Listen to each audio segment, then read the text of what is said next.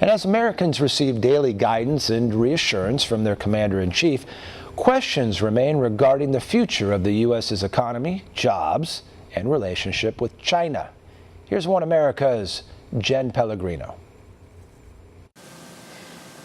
Well, Jessie Jane Duff, you're a retired gunnery sergeant with the United States Marine Corps and the co-chair of Veterans for Trump. Thanks so much for taking time to join me today. Thank you so much for inviting me. It's exciting to be here. Jessie Jane, you were busy on the campaign trail up until coronavirus became a worldwide pandemic. The president has mentioned that he's about to make the toughest decision of his presidency in terms of reopening the economy, getting people back to work. What's your take on that? Well, actually, I think the toughest decision of his presidency was to shut down the very economy that was the most successful in the history of the United States. That probably was the most painful and difficult for him, but he had to do it based upon the information that he had upon that time. I think opening it is going to be something that he's going to come out of the gates running. As we would say, the Trump train is getting ready to go down the tracks. And speaking of businesses, Jessie Jane, the Democrats are blocking additional funding for the Paycheck Protection Program. Really tough on small business owners right now. What's your take?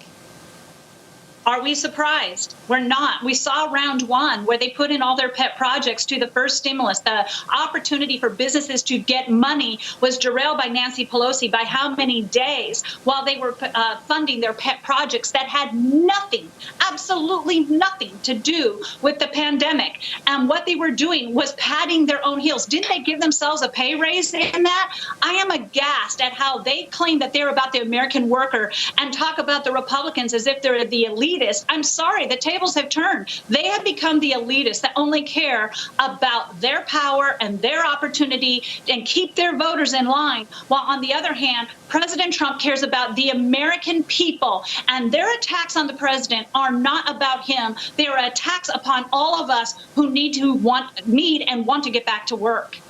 An email recently went out to Trump campaign supporters asking for donations as we hold China accountable going forward.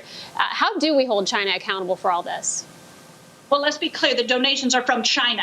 We're not asking the American people to cover this. We want China to pay reparations for what they have done to the world. Essentially, United States has suffered immensely of the dishonesty of the communist China regime. We are now seeing that this virus just didn't come from the wet markets. We are now seeing evidence that Senator Tom Cotton, who is an Army veteran, by the way, has been pushing forward that looked like it came from a lab that was near Wuhan and essentially was being designed to overtake, show the competition between the United States. What their nefarious agenda is, I do not know. But the fact that China was dishonest, China did not help us, and we have become completely dependent upon China in our trade agreements. We must ensure that those products are brought back home. Our medication that they are producing is brought back home. We can never become so completely disabled. The president has to travel down this path very strategically. He has to ensure that the president of China and he have an understanding so that they don't cut off the further means in which we need their assistance right now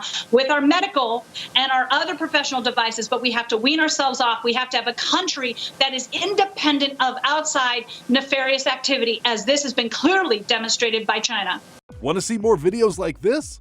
Click on the link below and subscribe to One America News on YouTube. And call your cable provider and kindly demand that One America News is added to your lineup.